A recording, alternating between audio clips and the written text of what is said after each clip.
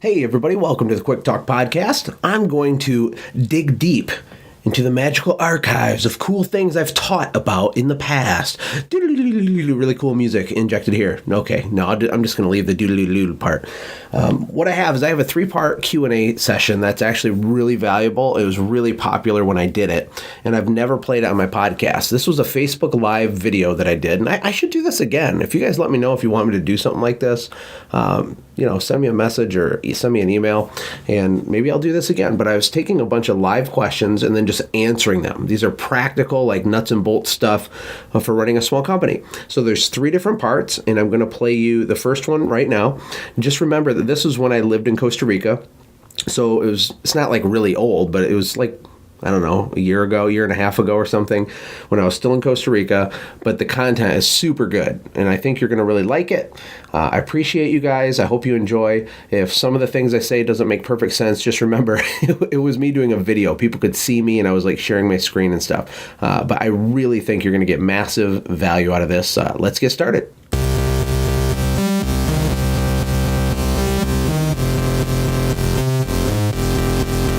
High value. It's going to be totally worth it. So share it like crazy because this is valuable stuff. Don't be greedy. Don't be greedy on information, okay? Okay, so let's get into the first question. So TJ Muncie just emailed me just a few minutes before this, so I added it to my notes. And he had a really good question. What he said was, Josh, I'm in the salesman stage right now. What would trigger you to make the move to hire a salesman and then move to the next stage in business? Okay, so let me explain the 5 stages briefly. So for me, hey, Damon, how are you? Damon Rydell.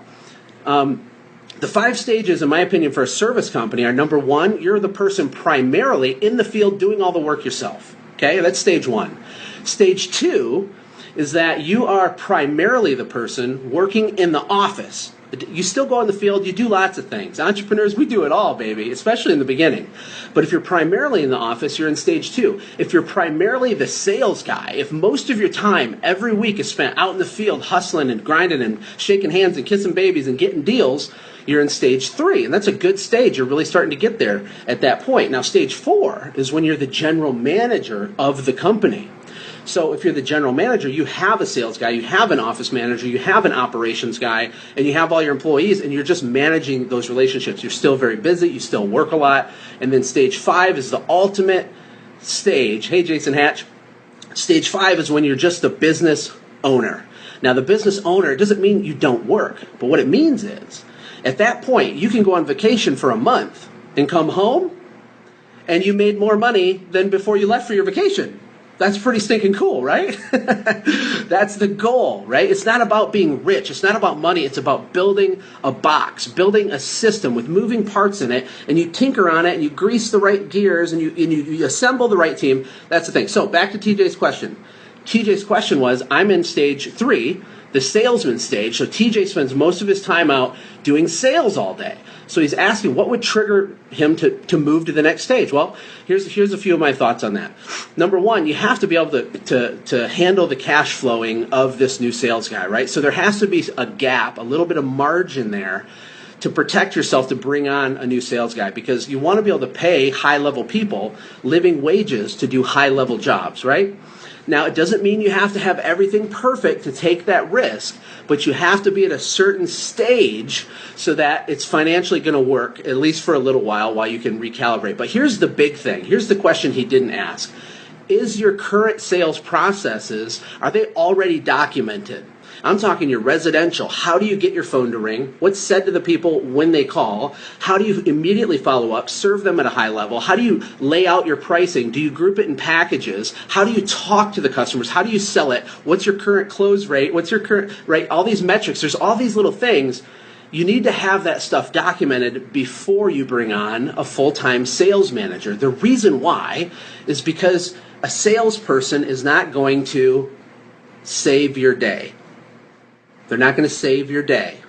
And I work with so many hundreds of people. The reason a lot of people want a salesperson is to save their day. They can't quite figure it out, and they think, if I get a sales guy, then he'll just go get all these sales for me, and it will work.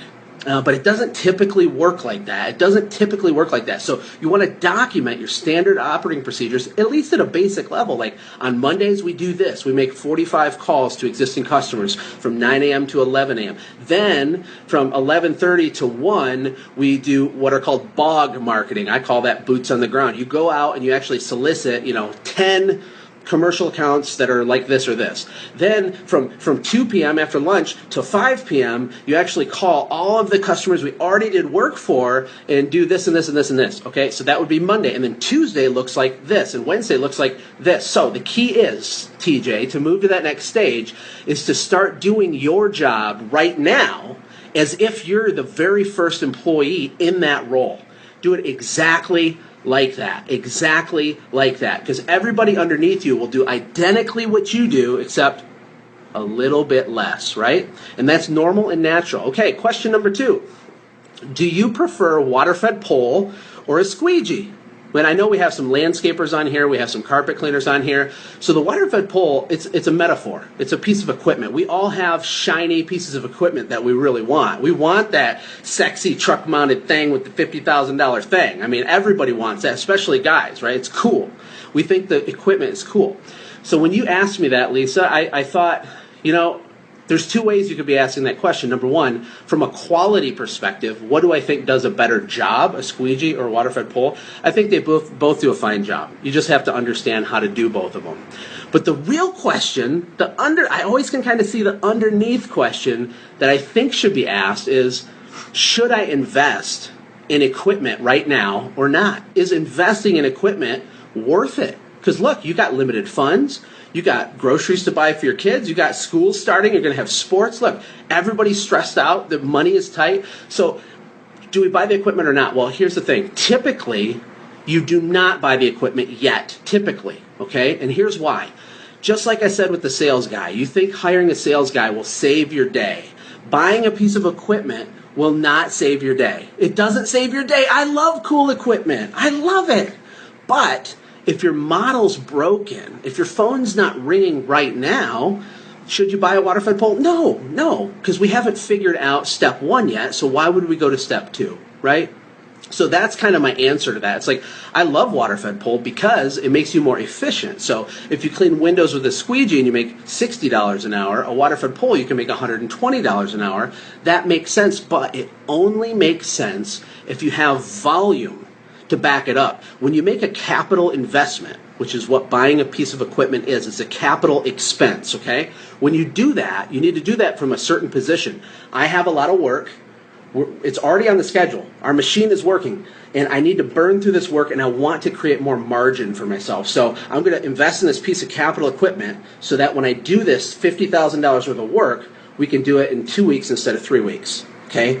That's how you return your capital to yourself. Okay, but if you don't have massive business coming in already, most people buy capital things too premature, in my opinion, okay? And also, I'm not obsessed with quality. I've never been obsessed with quality. Yes, you have to be professionally competent. But if there's one thing that really ticked off a lot of our competitors back in Michigan, it's that there's this little company who probably did a better technical job on cleaning the thing with the house washing. They probably were more obsessed with that than we were. In fact, I know they were. But what they were missing is they weren't engaged in the customer experience. They weren't engaged in the whole front to back, what I call the customer life cycle.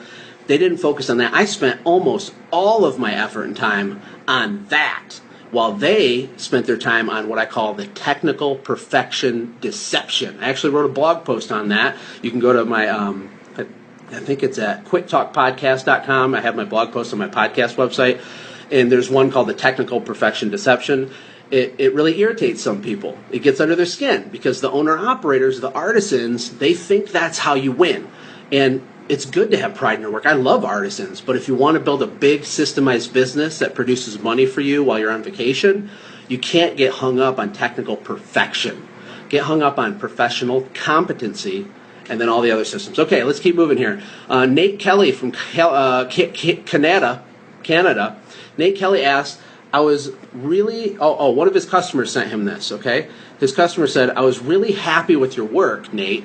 You had great customer service, awesome results, your guys were uniformed, they were friendly, but I thought you guys were too expensive based on how long it took for you to do the work. That is a good question. That has totally happened to me. Hey guys, share this if you want to be entered to win the free Automate, Grow, Sell binder. I'll mail it to you. Anybody that shares this is entered to win. Okay, just reminding you of that. So, who here, give me some likes if you've ever had a customer be irritated that they paid $200 for something, but it only took you 45 minutes, or it only took you an hour, right? Give me some love if that's happened to you, because it happened to us all the time, right? Because the customer thinks, wait a second, you're just a laborer. How dare you make $200 an hour? You're supposed to make minimum wage. You're just a squeegee person, right? So how do you overcome that? What do you say to the customer? Well, I see this with two different ways. Number one, Nate needs to probably look at how he's setting expectations on the front end of this transaction and do it better.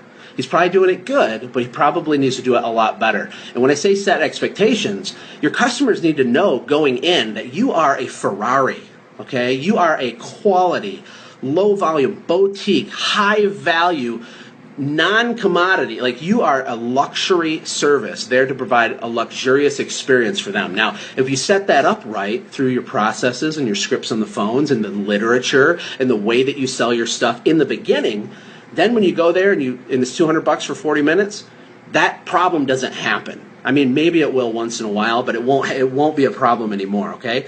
The second thing is you don't have to defend your honor.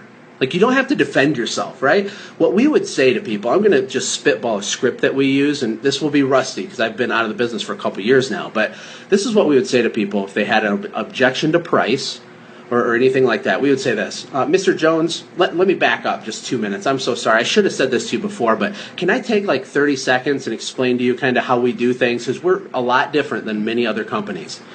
Then Mr. Smith would say, yeah, sure. And I'd say, well, first of all, Mr. Smith, we provide a very high level of service. We are not a normal company, and I mean that in all sincerity, okay? All of our technicians are clean cut, background checked, non-smoking adults with families who are paid a living wage, number one. Number two, they like their job. They enjoy what they do, and they're very, very good at it.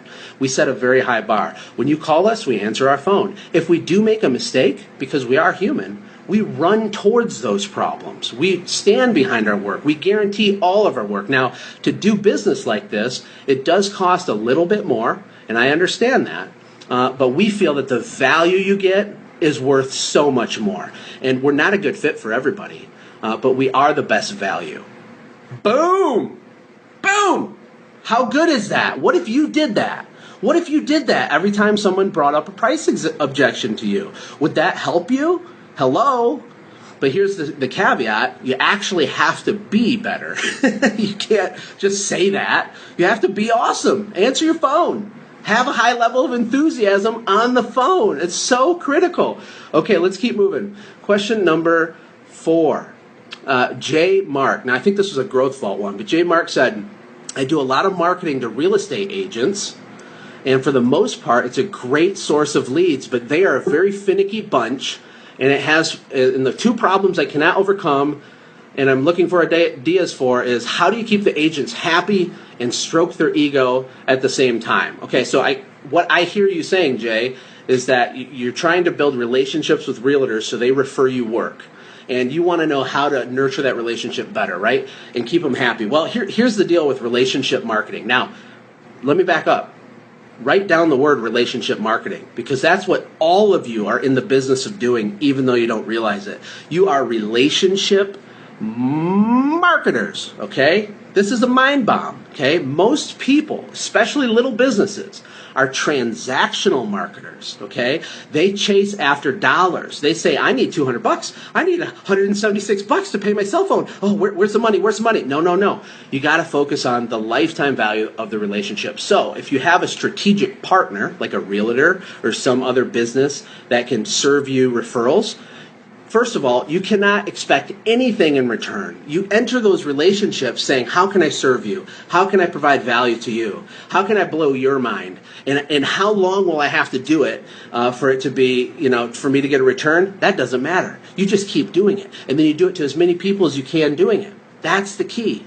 That is the key, my friends, okay? So you want to focus on the long game, and you want to focus on giving indefinitely, okay? Question number 5 is from Kyle Tarvin, who's very active on this thread. Kyle's super awesome, young guy, really go-getter. Kyle said in the Growth Vault, do you regret not getting a higher degree, like a bachelor's or master's degree, or not even going to college? This was a huge question. It released a lot of commentary in the Growth Vault. And so here's my answer. I do have degrees, okay? I said this. I always joke about this. It's a little cheesy, but I have a degree in pain, a bachelor's in pain, and a master's in suffering, right? So here's the thing. I am not anti-university. I'm not. I'm not anti-education, okay? Education is everything. Like, you even watching this video is you attempting to extract something to lock into your brain, to distribute in your business, to get a return on your investment. Now, here's the problem, though. With the internet age, with my ability to make a video like this right now, you have access to education outside of formal college, right? So they do not have the market cornered anymore on education. So for a young person to go to university and learn discipline and structure to learning, is that bad? No, that's not bad. That's good. But you do not, it's not a prerequisite to winning a business at all. At all. In fact, I made a list of a few people who have done pretty well for themselves that either didn't go to college at all or they dropped out of college because they started a business, right? Number 1, Ralph Lauren. Don't know a lot about Ralph Lauren, but he's worth $8 billion, so that's interesting. Bill Gates dropped out of college, worth $86 billion. Steve Jobs dropped out of college. He was worth $10 billion when he died. Mark Zuckerberg was at, I think, Harvard. He dropped out because Facebook was going crazy, and he was worth $32 billion, right? James Cameron, the guy who did like the Terminator movies and Avatar and all that, he's worth $700 million, and I don't know if he didn't go to college or he dropped out, but here's my question for you. Did Mark Zuckerberg make $32 billion in net worth for himself because of the 2 or 3 years of classes he attended at Harvard? Huh? Is that why? Why didn't anybody else do that, right? Look, these people are driven, they're hungry, and they're a lot of them are geniuses, right? But this is the upper echelon. For you and for me, the key is to replicate what already works. I didn't invent any of the stuff I said. I'm just repeating it to you with my own personality and passion, but I learned this stuff from other people and from books and from consuming content and educational material constantly. And I applied it, okay? I applied it. Action is also very important. If you just perpetually learn, but you never apply it, you can't win. So you got to take it and apply it. So I'm not against college, but here, I think I made myself clear there. They took intelligent risk. They are successful because of their own personal education outside of college and their own action. That's what I think. So I don't regret going to college at all. I did stop by community college for like 4 minutes or something. I always joke. I say, yeah, I went to college. I stopped by. It just wasn't for me. I was a square peg going in a round hole. I love to learn, but I didn't want to learn about, Roman mythology or something. I wanted to learn about business and entrepreneurism and margins and finance and equities and debts and blah, blah, blah, and quantum physics. I study all kinds of weird stuff. A lot of you guys probably do. Okay, here's the last question. I'm going to let you all go. And keep in mind, share this event because people can still watch it after. Even when it's done live, they can still watch it. And if you just share it, you're entered to win the free binder. This is a $50 binder. It's awesome. And you can put all your business systems in it, which you need to have if you're going to kick butt, right? I got sales tab, service tab, operations tab. This is good stuff. We're gonna mail you one of these. So just click the share button for me. Okay, last question. Joshua Williams, this was also, I think, in the Growth Vault, was, I need some advice on hiring, on quick hiring. I need some advice on quick hiring. We're thinking temp agency, quickly outgrowing our current status. Now, this is like so common. We've all had this happen. Your phone's actually ringing, and you're like, oh my gosh, this is awesome. But before you know it, you're freaking out, and you feel like you're going to collapse every day. You come home, and you're yelling at your dog, and your wife's grumpy, and she said, why didn't you call me? And you say, why don't you know I work hard? Everything I do is for this family, right? It's this whole classic situation. But here's the problem with this question. I need some advice on quick hiring. That word quick, it gets me. because that's really where the problem is. Now, it sneaks up on us. I've done this so many times. You kidding me? I've made horrible hires. I've hired people, and while I'm hiring them, I'm going, don't do it. Don't do it, Josh. Don't do it. Don't do it. Don't do it, Josh. Don't do it, Josh. No. That's what's saying in my head, right? But I did it anyway because I was desperate, and it always blows up in your face. I mean, for me it did. So here's the deal with hiring.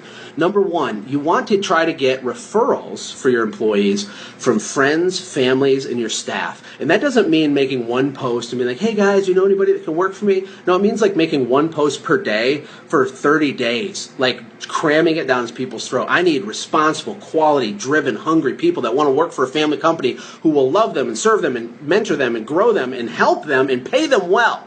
That's your story, okay? Start there. It's free. It's free. And the best employees you get are going to come from referrals of your current staff, your friends and family, okay? Number two, you need to take massive action. That's why I said post it every single day for 30 days. In general, small business owners do just enough to fail. You know, we're desperate. We're freaking out. We're like, I guess I got to do a Craigslist post for an employee. And we're like, and then we feel sorry for ourselves because like 2 people reply and neither of them show up for the interview, right?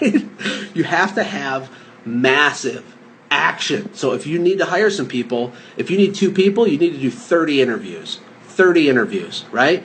As many as you can, and you only do that by being a broken record and putting it out there like crazy, okay? Number 3, you need to use recruiting cards. Now, I use these little cards. These were cool. It wasn't like the most powerful thing I ever did in my life, but they were really cool. I'm going to show them to you. And all of our staff members had these cards, and when they're at a gas station or at a restaurant, and someone was just freaking awesome, like the server is just like, hey, how you doing? Welcome to Applebee's. And they like were happy to be alive. I want that guy to work for me. I want that girl to come work for me. Because you want to remember to hire the personality and train the skill later. Okay, hire the personality, train the skill. But I'm going to show you my recruiting cards. Some of you have seen these already. Here's the front. You seem like the kind of person we would love to work with. Please consider setting up an interview with Birds Beware right away. We have much room for rapid advancement. We're an ideal workplace for top performers. How cool is that? And then the back said this small family company highly believes in rewarding its employees. Now, these things were pretty cool. And at a minimum, it made people feel really good. It made my staff feel good. It helped all of us be aware of our own company culture. And even if no one hires you from one of those cards, imagine what it would do for your current staff. We say, look, guys, we want the best. We are going to be the best. How can we be the best? Let's have a meeting on Wednesday about it. But here's these cards. I want you to pass them out, blah, blah, blah, blah, blah, right? The last point for hiring is that you want to try to have a stack of resumes, okay, on hand all the time. Hiring should be a year-round process. You do not wait until a crisis to have qualified people to lean into. And yeah, they might have gotten another job because you interviewed them 3 months ago. It doesn't matter. You keep doing it. You keep doing it. And you put the best at the top of the stack and kind of go down from there. And then you grab that stack, call that guy, hey, you interviewed a while back. We're ready for you. When can you start? Oh, you can't? Okay, grab the next one. It makes it so much smoother, so much easier. Your business can never be perfectly smooth, but you want to take the cliffs of horrible things and you want to turn them into speed bumps, right? You can survive a speed bump, right? Who can survive a speed bump? I can. Well, Costa Rica speed bump, maybe not. Some of the speed bumps here are like black holes into the center of the earth or something. Hey, thanks for hanging out, friends. And from all of us here at the Quick Talk Podcast team, we hope you loved today's show. We hope that you were inspired to become a doer and not just a listener. Apply what you've heard today in your own business and watch things change for the better. Lastly, remember that all the money in the world can't save your soul. Seek first the kingdom of God, my friends. We'll see you next time. For more information about the Quick Talk Podcast or Joshua's other businesses, visit our website, quicktalkpodcast.com. Have a blessed day.